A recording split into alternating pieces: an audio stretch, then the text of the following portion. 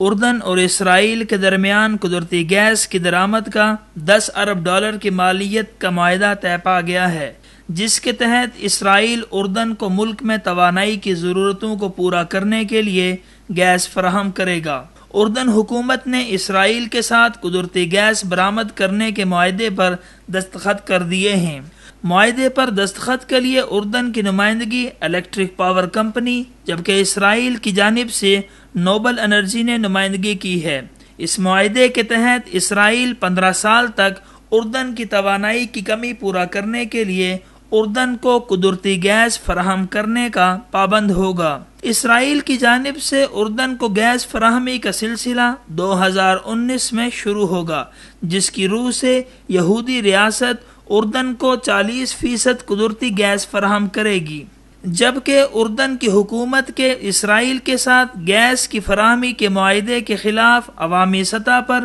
شدید برہمی اور اشتعال پایا جاتا ہے۔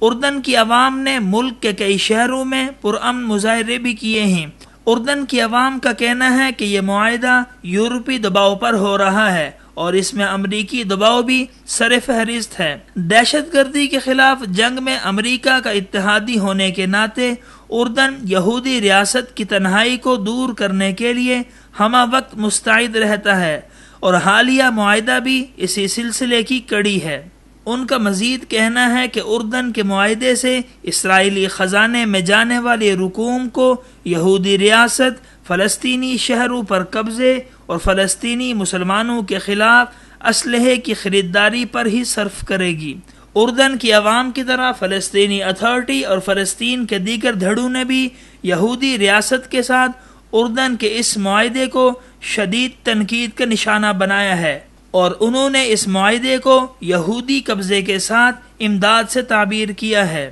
ذرائع ابلاغ کے مطابق اندرونی سطح پر اس معاہدے پر شدید تحفظات سے فلسطینی اتھارٹی نے اردن حکومت کو آگاہ کر دیا ہے، جبکہ فلسطین کی مزاحمتی تحریکوں نے اسے عرب ممالک کی جانب سے اسرائیل کی تنہائی دور کرنے کے سلسلے کی ایک کڑی قرار دیا ہے۔ ان کا کہنا ہے کہ ایسے معاہدوں سے عرب ممالک کو فوائد کے بجائے الٹا اسرائیل کو تقویت ملتی ہے، اور اسرائیل کے خلاف عالمی سطح پر چلنے والی تحریک کمزور ہو جاتی ہے، اور اس کے بارے میں منفی تاثر کم ہو کر اس کے ناجائز قبضے کا جواز پیدا ہوتا ہے۔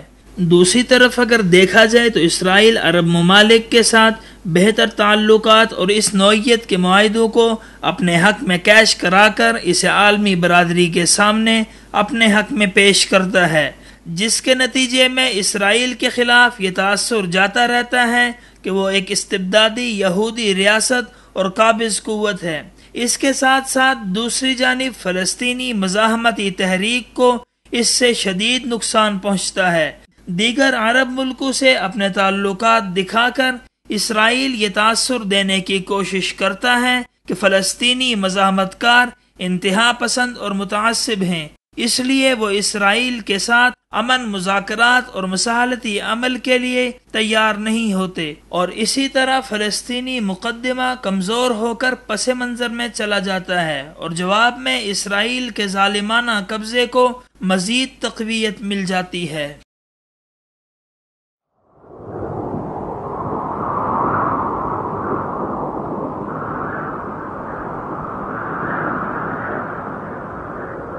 اخوت و محبت کا علم بردار